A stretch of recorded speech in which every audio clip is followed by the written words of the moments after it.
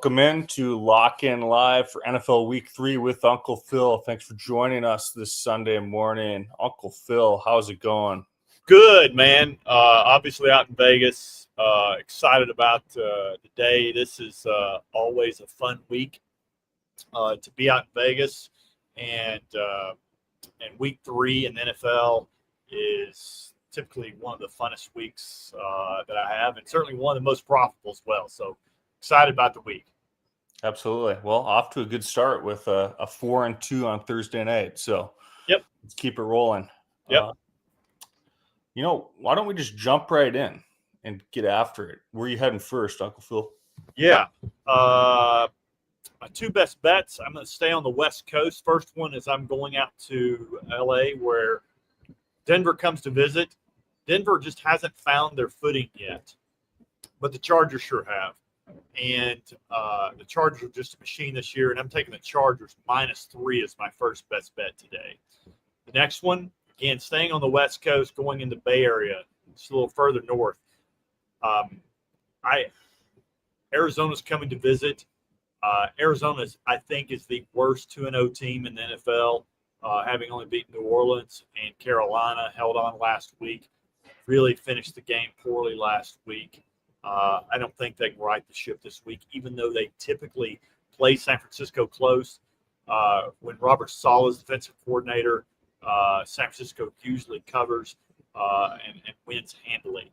And I don't care if Mac Jones is a quarterback, as long as Kyle Shanahan is calling the plays. I like San Francisco, and I'm taking them today. -2.5 is my best bet. I've got 5 other sides, all of which are underdogs. All the other 5 are underdogs in my notebook, and then I've got 4 other teasers as well. So those are all in the notebook at UnclePhil'sLocks.com. Sweet. Yep. Well, I appreciate it. Well, we're rolling through it right now. Let's jump to the questions. Best part of the show.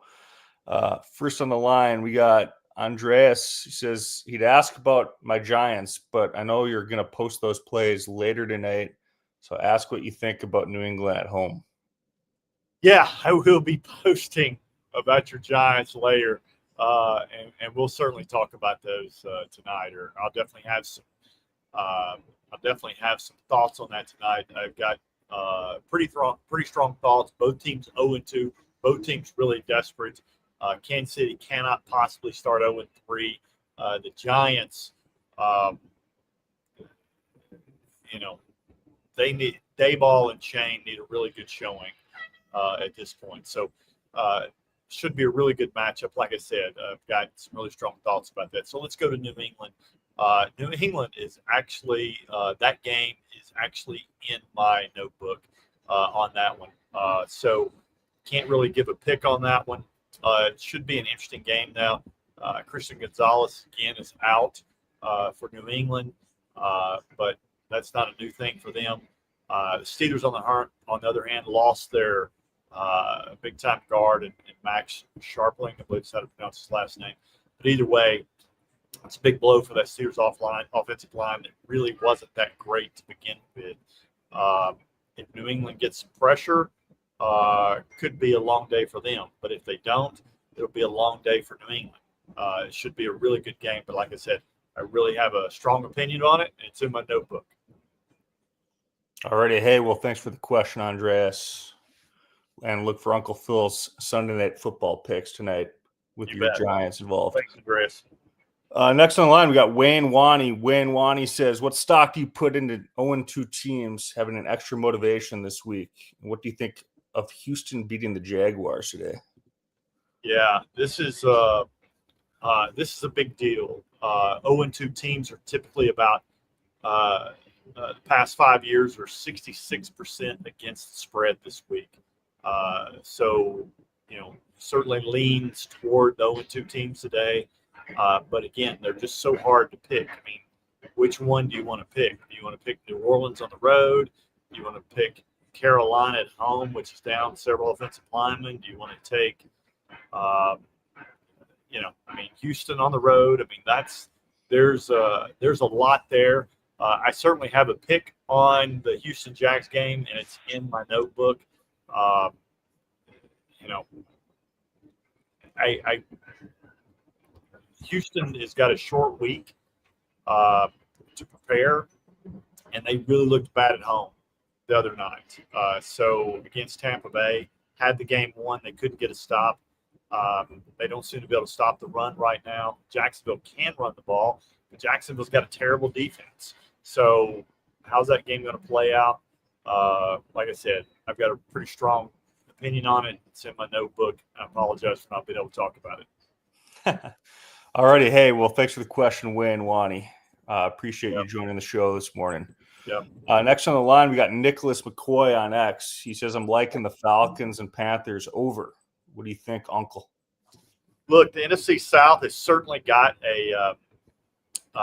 if you look back last year, the NFC South, no other conference went over team totals like the NFC South last year.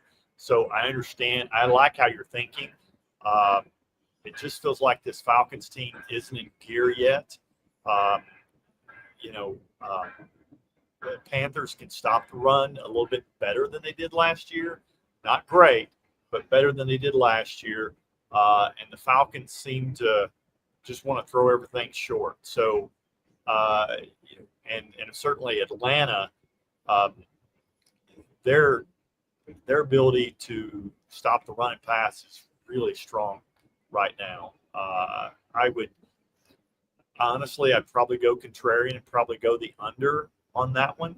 But I understand why you're thinking what you're thinking, but I actually kind of lean the other way. Not one of my strongest picks, not in the notebook, but I did look at it this morning and thought about that game.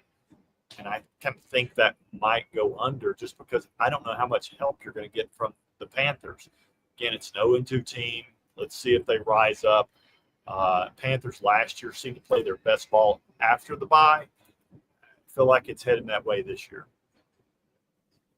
Alrighty, good stuff. Hey, well, thanks for the question, Nicholas. Absolutely. Let's keep it rolling. We got JB on X. What do you think about Titans and the points? Look, Titans are really popular today. That line got bet down. It was 5.5, got bet down to 4.5. Late money came on. This morning reversed and went back to the Colts plus 5.5. I'm sure that happened because Colts got some people back from injuries that really weren't expected to play today. And the Titans don't do a good job at stopping the run. So that's a concern as well. Look, it is, if I had to play that game, which I'm not, but if I did, I'd certainly be playing the Titans plus 5.5. I think that's a sharper play, and I think that's okay, I'll give you the case for the Titans. The Titans, Cam Ward has looked absolutely amazing, but he's just been under pressure this entire time. I mean, just under siege. Well, the Colts are 30th in the league as far as rushing the passer, creating pressure. So that should give Cam Ward a lot more time. Will his receivers actually hang on the ball today? That's another issue. But if I had to lean, if I'm playing that game, I'm playing the Titans or nothing. Okay, sweet. Hey, well, thanks for the question, JB. Yeah. Let's keep going. Chris on X, I'd like to know your option on Bengals versus Vikings. I lean Bengals. Yeah, look, I mean, be tough not to with Jake Browning. I mean, he was, last time Joe Burrow was injured, he led the NFL in completion percentage. I mean, he's really, really accomplished. Still holds several California state records. I mean, the guy's really, really more than capable as a backup. Carson Wentz certainly got all the tools. Anybody can work with KOC. I think that the Vikings, on their hand, get some help back today. They get Darisaw back today. They also get Harrison Smith. I think those guys are big impacts. I wouldn't be surprised. I wouldn't be surprised at all, honestly, if Minnesota actually comes out and wins this game today, just because I think they've got a really strong roster. I think really the holdup has been J.J. McCarthy, and I think this team looks a lot different today. And I think J.J. McCarthy could be unofficially on the shelf for a while. Like, hey, we really want to make sure this guy, if Wentz has good throwing today, I think you could end up saying, hey, JJ's still hurt. We're going to leave him on the shelf today for a little while because this team really is poised to win now. They have the roster to do so. I kind of lean toward the home team, but I understand it's a toss-up to me. It's not on my list to bet. There are other games I like a lot more, but I understand what you're saying. I wouldn't be surprised at all if the Bengals win. Sweet. Hey, well, thanks for the question, Chris. Should be a really interesting game to follow. Next up, we got Andrew from Dallas. Andrew, good to see you, brother. He says 2 out of 3 of home division dogs cover. Does the trend continue? And also, Dallas, Chicago over 50.5 looks free. Do you agree? Yeah, I do. I think this is going to be bad. Both those teams are bottom 10 offenses. That's where Caleb actually feasts on that. I'll take the last one first. Obviously, I think a lot of points are scored in that game. It feels like a 27-25 or 29-27 type game to me. Could go either way. Tons of money is on Dallas right now, or tons of bets are on Dallas. The books need Chicago. It's probably where I'd lean in that game if I did a side. But the total, I would certainly free. Look, I like the division home dogs. It's hard to go against that. I mean, that's a stat that you can ride all year long. Division home dogs, it's hard to do. But in the NFL, the bet that scares you the most is the one you should take. And division home dogs are definitely something you should take. Sweet. And Andrew's one more question sticking to this game. He says, how about Cowboys over 24.5 on the team total? Yeah, I like it. I love it. I mean, like I said, I think both teams get above 24.5. I like both those. I think this is 2 teams with bad defenses. And so this should give if Caleb Williams is ever going to have a confidence builder, it's going to be this game, and I think you'll see this from him today. I think you'll see both teams score more than that, and I don't. It'll be late when they do, but I think they both get there. Awesome. All right, let's keep going. We got Grant Croner on X. He says Rams versus Eagles rematch from last year. Any thoughts? Yeah, Rams are scrappy. Lots of thoughts. That is actually my bonus pick, and it's in my notebook. I'm going to stay away from that one. But look, should be a really, really interesting game. I mean, how is, Rams look good. Can't really, don't really stop the run that well. The Eagles can stop the run, but I feel like that, the Rams are going to have any number of receivers line up against Adoree Jackson and fight to line up over him because he's one of the league's worst cornerbacks this year as far as grading out early on. So, look, I think this is going to be a really fun game. I'm excited to see how this game goes. Which is more dominant? Is it going to be, the Rams able to pass the ball and get their offense going, or the Eagles finally kind of get their offense going against the Rams with their running game? It should be a fun game. Certainly the highlight for me today. Sweet. I have the pick, and I love it. So sorry for that, Grant, but it's in the notebook. Anyways, let's keep going. We got Johnny Apples on X. He says Bucks Packers teaser. Any thoughts on that? Yeah, I would. If I tease that one, Tyrod's 21-12 and 1 as an underdog. So I definitely tease the Jets if you're teasing them. Certainly an 0-2 team. The Bucks are a little banged up on the offensive line, or a lot banged up this week. I think they elevated 2 guys from the practice squad this week. So I would tease the Jets. As far as the total, That one's one I'm kind of 50-50 on. I could certainly see the Bucks leaning on Bucky Irvin a little bit this week, just because their offensive line, they don't want to get Baker killed. I can certainly see Breece Hall trying to run a lot. I can see this low scoring. It's probably what I'd do. I'd probably tease the total up and tease the Jets to a higher plus number. That's what I would do. Okay, sweet.